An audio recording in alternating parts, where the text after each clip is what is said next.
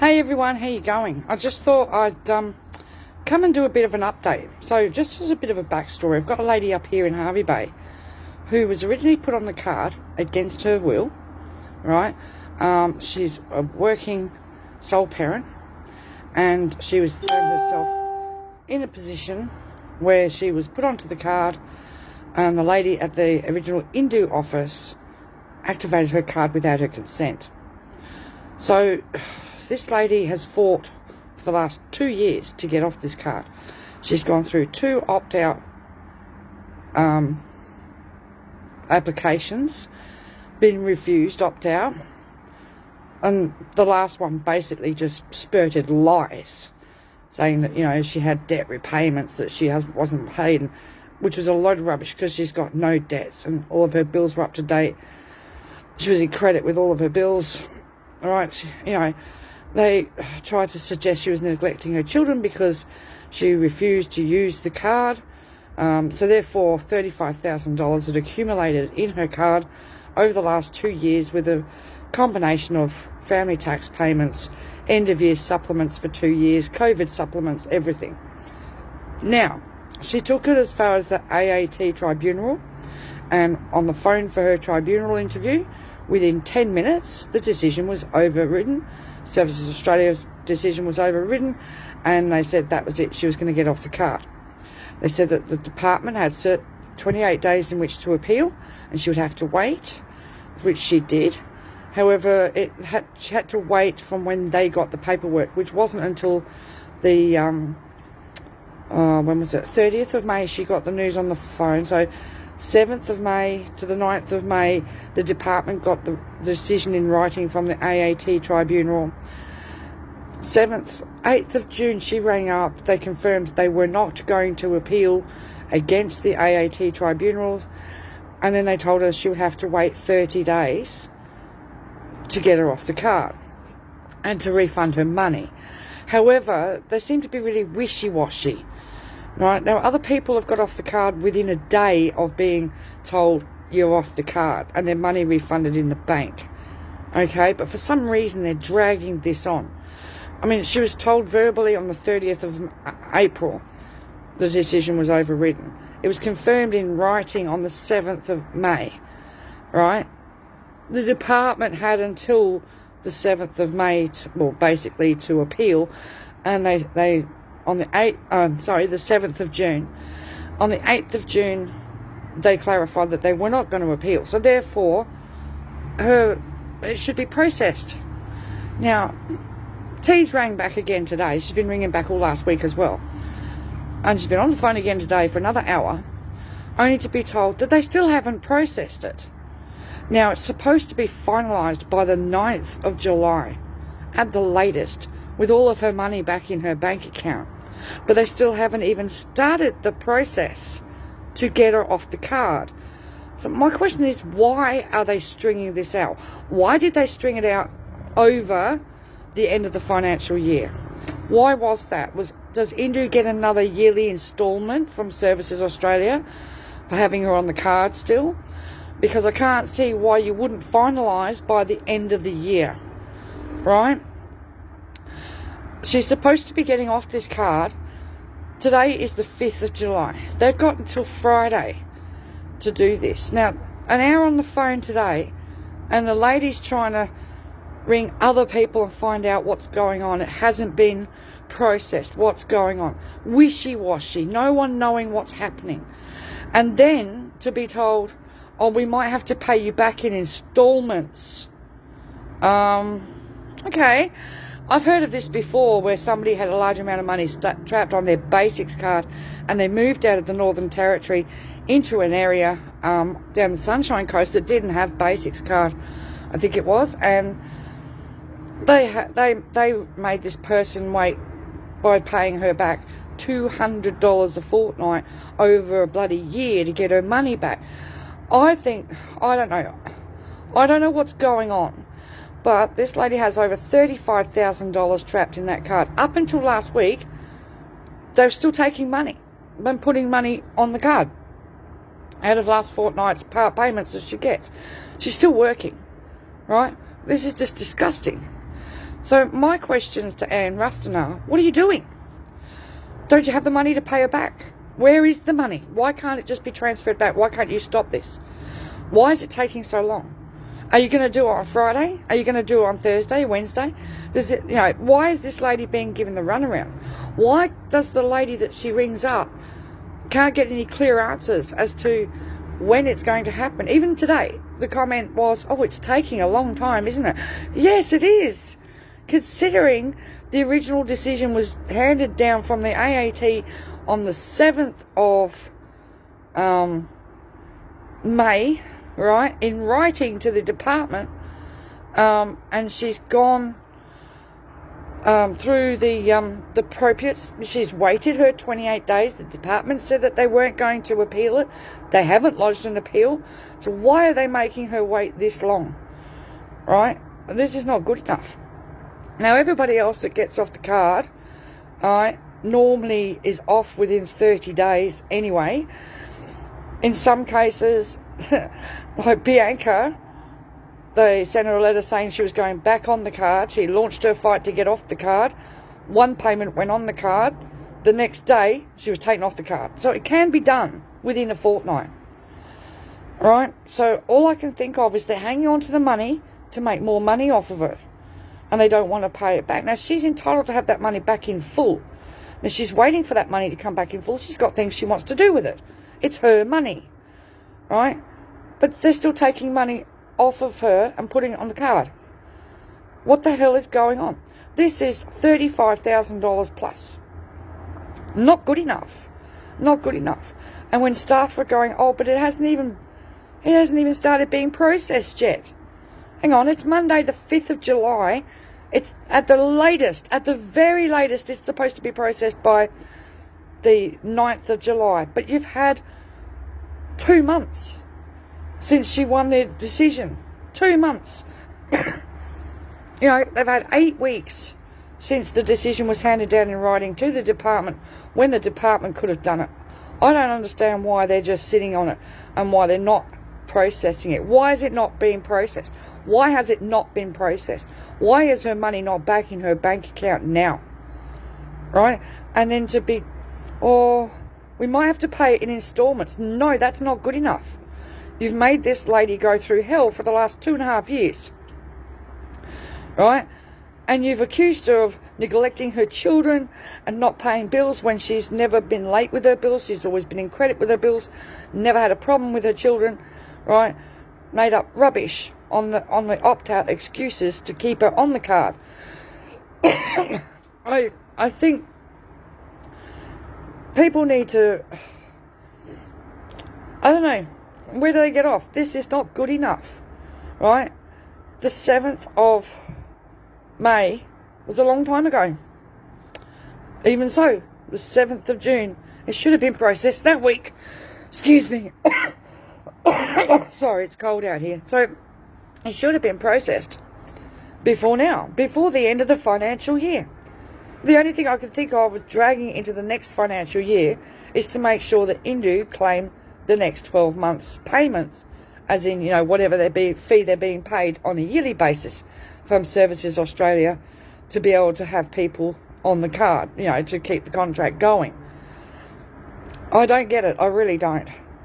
And then, even when they do let her off the card, right, and they do pay her money back, the account won't be closed because they can put people back on it.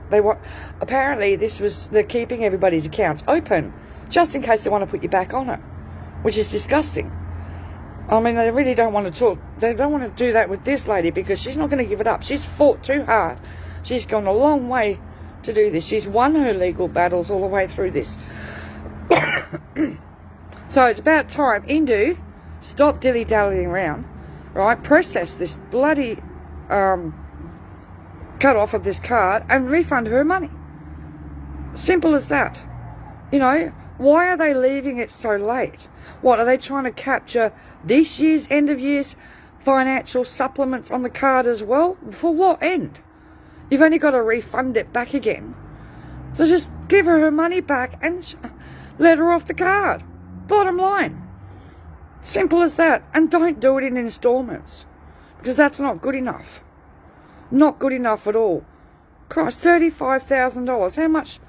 You know, oh, we're not sure. We don't know how you're going to get paid.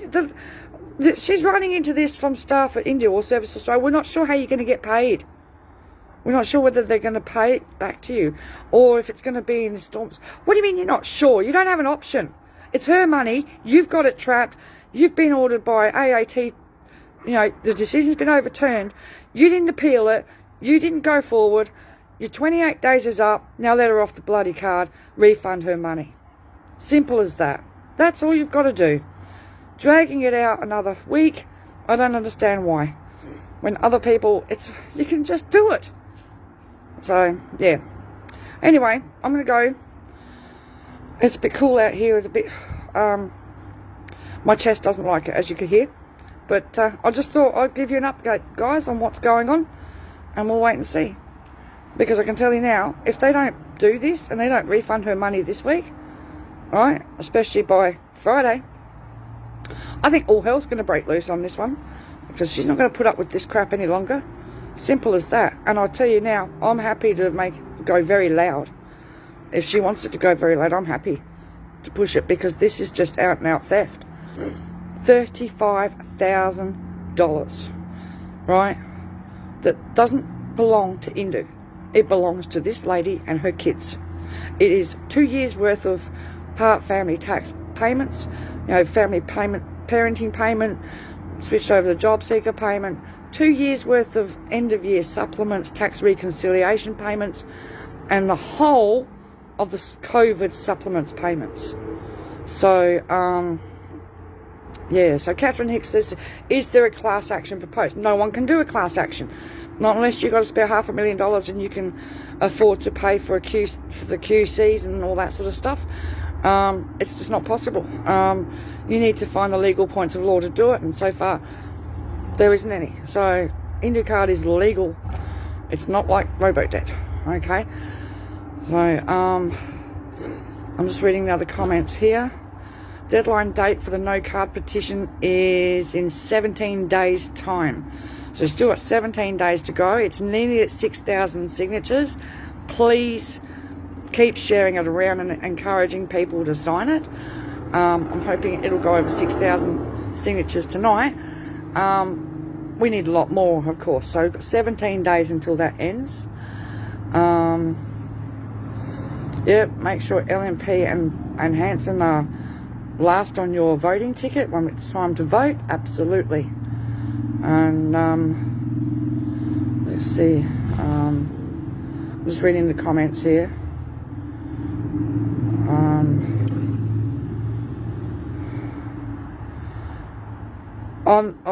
In regards to reporters, at this time, the lady does not want to go with the media at this time, and that's why I haven't named her as well, because of her privacy.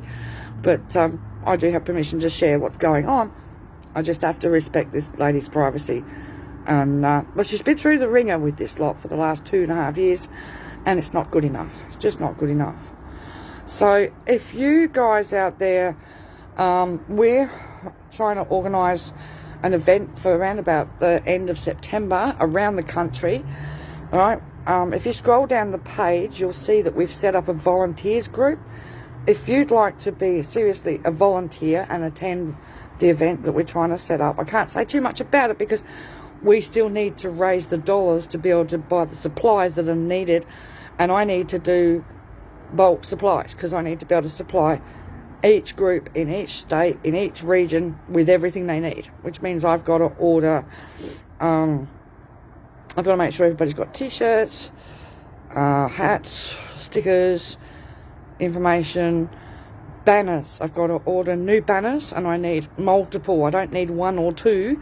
I need to make sure I've got enough banners to send out to each region around the country that's going to stand up and do this with us, as well as people prepared to come out pre-poll when the time comes for the election. All right, so plus there's another couple of things we need to make as props for this event, which I can't go into too much detail in until I can get some donations in, so you'll see that link down the page as well. right? So that I can start ordering the stuff that's needed, so that I've got time to make the props for each region and get everything sent to everybody in time, ready for the event. We will tell you what the event is, but it's a little bit different to our normal events. I'll give you a hint. It's to do with the banks, okay? But as time comes through, we'll let you know. But I've still got to be able to order the stuff, which means getting the artwork sorted out and ordering the stuff and then get it back and distribute it. So that's going to take, like, yeah. So if you guys can chip in to our account, please do, because I can't pay for it all out of my disability support pension. Sorry, I'm not that rich. If I have to, I will use up my advance to do it in a couple of weeks' time. But yeah, I could do with some help, please. So that's that. So yep, the petition, please keep sharing it around, right? Get it onto every site that you can. We need more signatures. As I said, it's nearly to 6,000 tonight. Not far off, but we need a lot more, okay? Considering there's 15,000 people following this page, and then like in other regions and other pages that it's on, we need to encourage people to sign it. So hopefully this lady will get some positive news throughout this week, and her ordeal will be over by the end of the week. But if not, we're going to kick up a big stink. Meanwhile, yeah, I've got a heap of shirts to post this week, which will be going out in a couple of days' time. So I tend to do all my posting in one lump, one heap. Save me doing backwards and forwards to the service station, the post office.